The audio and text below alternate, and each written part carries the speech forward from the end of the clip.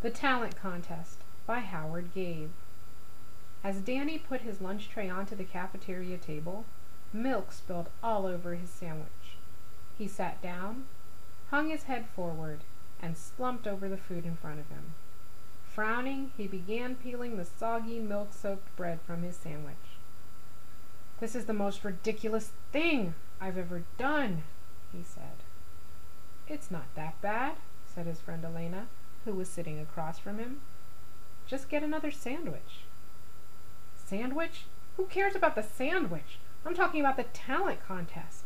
It's only 2 weeks away, and I don't know what I'm doing. Everybody will laugh at me." "Don't be so negative, Danny," said Elena as she rolled her eyes. "You're going to be great. You're very capable. You have the skills to do just about anything." Danny moved his lunch tray to the side and rested his head on the table. "Sit up, Danny," ordered Elena. "Don't feel sorry for yourself. I have an idea. Let's brainstorm a list of things you could do. We'll divide the list into categories or groups. Let's start with music. You play the piano, right?" "I stopped taking lessons in the 3rd grade," said Danny. "What about singing a song?" suggested Elena. Danny shook his head no. "Let's move on to another category." "Okay, how about juggling?" asked Elena as she twisted thin strands of hair around her finger. "I don't know how to juggle," Danny almost shouted.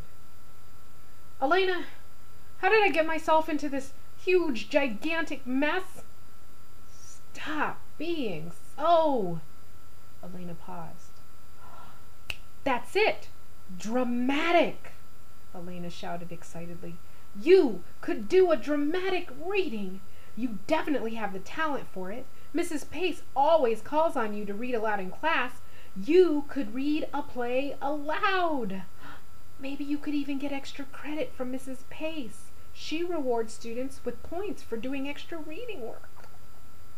Danny thought for a minute. Then he smiled. "Elena," Danny said, "you are a great friend." Elena smiled back. "I just want to make sure you are a bright, shiny, luminous star when you step out on stage. Begin your comprehension check."